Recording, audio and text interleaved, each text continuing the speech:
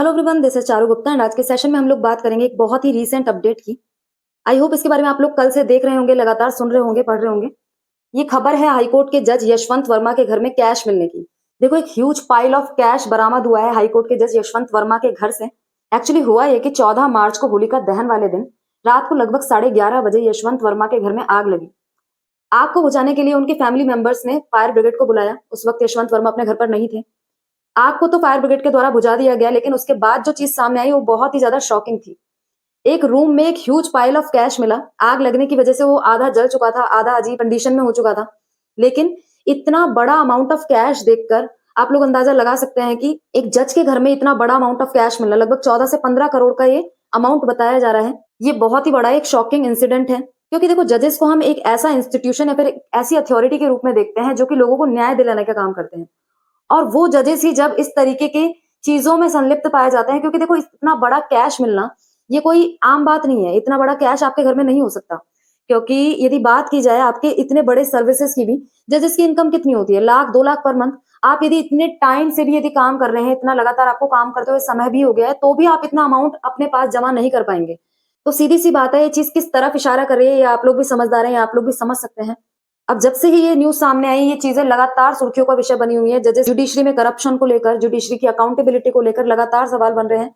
Judiciary की appointment से लेकर रिमूवल तक सारी प्रोसेस को दोबारा रिव्यू करने की बात की जा रही है। तक बात है जस्टिस वर्मा की, उनके रिस्पॉन्स की। तो उन्होंने कहा है कि उन्होंने या फिर उनके किसी भी फैमिली मेंबर ने उस कैश को वहां पे नहीं रखा है, उस कैश को वहां प्लेस नहीं किया है। उनका उस कैश से कोई लेना देना नहीं है।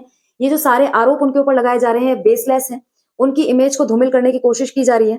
तो ये सारी बातें उनके द्वारा बोली गई। अब देखो, इन सब चीजों को देखते हुए सुप्रीम कोर्ट के चीफ जस्टिस ने 3 मेंबर्स इंक्वायरी कमेटी का गठन किया, जो कि आरोपों की जांच करने वाली थी कि इनके खिलाफ लगाए गए जो एक्विजिशन है, एलिगेशन है, वो सही है या फिर बेसलेस है। क्या जज की छवि को सच में धूमिल करने की कोशिश की जा रही है, या फिर ये जो आरोप इनके ऊपर लगाए गए हैं एकदम करेक्ट है? क्योंकि जिस तरीके की वीडियोस, जिस तरीके की चीजें सामने आई हैं, उसको क्लियर किया जाना पहले बहुत जरूरी था। अब देखो, इस इंक्वायरी कमेटी की रिपोर्ट सामने आई और इस इंक्वायरी कमेटी ने कंफर्म किया कि ये जो कैश मिलने की खबर आ रही है वो बिल्कुल एकदम करेक्ट है। कैश का ह्यूज पाइल जस्टिस वर्मा के घर से बरामद किया गया है। अब देखो, इंक्वायरी कमेटी की रिपोर्ट ने भी ये चीज कंफर्म कर दी। तो दिल्ली हाईकोर्ट के चीफ जस्टिस उपाध्याय ने रेकमेंड किया है, एक डीपर प्रोब होनी चाहिए, इस मुद्दे की गहराई से जांच की जानी चाहिए। साथ ही सुप्रीम कोर्ट ने जस्टिस वर्मा को डायरेक्ट किया है, उनको निर्देश दिए गए हैं कि वो अपना सारा जो डेटा है या फिर कॉल्स और मैसेजेस हैं वो सारे उनके फोन के प्रिजर्व रखेंगे, जिससे कि जांच को आगे बढ़ाया जा सके। और मीनवाइल उनको रिलीव भी कर दिया गया है। जब तक कि ये जांच चल रही है तब तक वो अपने पद पर बने नहीं रह सकते। By the way, Delhi high court के जज तो वो अब है भी नहीं, उनका ट्रांसफर किया गया था इलाहाबाद हाईकोर्ट में। लेकिन सुप्रीम कोर्ट ने कहा है कि इस ट्रांसफर का इस चीज से कोई लेना देना नहीं है, इस केस से कोई लेना देना नहीं है। वो जो ट्रांसफर है वो तो एक रूटीन ट्रांसफर था। अब देखो, इश्यू थोड़ा सा ग्रेव है, इसलिए सुप्रीम कोर्ट ने ट्रांसपेरेंसी बनाए रखना ज्यादा उचित समझा। लोगों को इस चीज के बारे में पता होना चाहिए, ये कंसीडर करते हुए सुप्रीम कोर्ट ने पिक्चर्स और वीडियोस रिलीज किए हैं। जस्टिस वर्मा के घर पे कैश पाए जाने के पिक्चर्स और वीडियोस सुप्रीम कोर्ट के द्वारा रिलीज किए गए, जिसमें से एक वीडियो आप यहाँ पर देख भी सकते हैं। अब देखो, वीडियो आप यहाँ पे देख सकते हैं कि किस तरीके की हालत यहाँ पे दिखाई दे रही है। कितना सारा कैश यहाँ पे जमा था और जो कि इसमें से आधे से ज्यादा कैश यहाँ पे जल चुका है। देखो, इस तरीके की वीडियोस और पिक्चर जनता में आने के बाद तो और भी ज्यादा अकाउंटेबिलिटी को इंश्योर करने की बात की जाने लगी। बात की जा रही है कि जजेस की अकाउंटेबिलिटी को इंश्योर किया जाना जरूरी है। जजेस की नियुक्ति से लेकर जजेस की रिमूवल की प्रोसेस को रिकंसीडर किया जा रहा है। तो अब दोस्तों, आगे क्या क्या हो सकता है? जस्टिस वर्मा की जहां तक बात है, उनके रिमूवल को लेकर 3 चीजें हो सकती हैं। एक तो सुप्रीम कोर्ट के चीफ जस्टिस उनसे इस्तीफा देने के लिए कह सकते हैं। दूसरा ये कि वो खुद से भी इस्तीफा दे सकते हैं।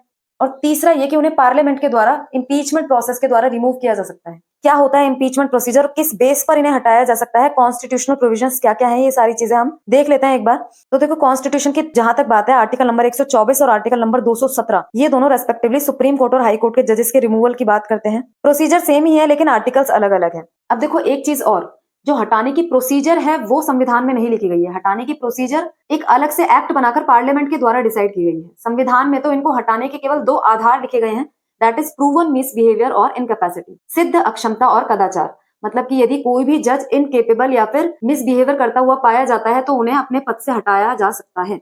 किसके द्वारा? पार्लियामेंट के द्वारा। अब ये 2 बेसिस तो बता दिए गए और बोल दिया गया कि संसद जिस तरीके से भी जजेस को हटाने की प्रोसीजर उचित समझे वैसा वो डिसाइड कर सकती है। और संसद ने एक एक्ट बनाया, जजेस इंक्वायरी एक्ट, और उसमें ये डिसाइड किया कि जजेस को हटाया जाएगा इम्पीचमेंट की प्रोसीजर से, जिस प्रोसीजर से लगभग राष्ट्रपति को हटाया जाता है। लेकिन राष्ट्रपति की जो हटाने की प्रोसीजर है इम्पीचमेंट की, वो संविधान में लिखी गई है। लेकिन जो जजेस को इम्पीच करने की प्रोसीजर है वो संविधान में नहीं लिखी गई, संसद ने अपनी तरफ से निर्धारित की है। ये एक डिफरेंस है जो आपको पता होना चाहिए। ठीक है, अब जजेस को हटाने की इम्पीचमेंट की प्रोसीजर है क्या वो समझ लेते हैं। देखो, ये तो हमें पता चल गया कि पार्लियामेंट के द्वारा हटाया जाता है जजेस को। पार्लियामेंट का कोई भी हाउस, चाहे वो लोकसभा हो या फिर राज्यसभा, जजेस को हटा सकता है। राज्यसभा में यदि मोशन लाया जा रहा है इम्पीचमेंट का, तो वो 50 मेंबर्स के द्वारा सपोर्टेड होना चाहिए। लोकसभा में यदि मोशन लाया जा रहा है तो 100 मेंबर्स के द्वारा सपोर्टेड होना चाहिए। एक बार लोकसभा में 100 लोग और राज्यसभा के 50 लोग इस मोशन को सपोर्ट कर देते हैं तो ये मोशन हाउस में प्रेजेंट किया जा सकता है। अब देखो, रिमूवल मोशन यदि लोकसभा में पेश होता है तो वहां के स्पीकर, और राज्यसभा में पेश होता है तो वहां के चेयरमैन इस मोशन को एक्सेप्ट या रिजेक्ट कर सकते हैं। अब वो एक्सेप्ट कर लेते हैं तो चीजें आगे बढ़ती हैं और स्पीकर या फिर चेयरमैन के द्वारा एक 3 मेंबर कमेटी गठित की जाती है। इस 3 मेंबर कमेटी में chief justice of the supreme court, chief justice of high court और एक डिस्टिंग्विश्ड जूरिस्ट, मतलब कि एक प्रख्यात न्यायविद शामिल होते हैं। अब ये 3 मेंबर्स की कमेटी अगेंस्ट सारे के सारे एलिगेशंस की वापस से जांच पड़ताल करती है, देखती है कि किस तरीके के आरोप उन पर लगाए गए हैं, वो आरोप ठीक है या नहीं। यदि ये कमेटी जज पर लगाए गए आरोपों को कंफर्म कर देती है तो हाउस अगेन रिकंसीडर कर सकता है इम्पीचमेंट मोशन को। अब देखो, यदि ये मोशन दोनों हाउसेस से स्पेशल मेजोरिटी से पास हो जाता है, लोकसभा से भी और राज्यसभा से भी, और प्रेसिडेंट यदि इसे कंफर्म कर देते हैं, अपनी असेंट दे देते हैं, तो वो जज उस टाइम से ही रिमूव समझा जाता है। तो इतनी कॉम्प्लेक्स प्रोसीजर है किसी जज को रिमूव करने की।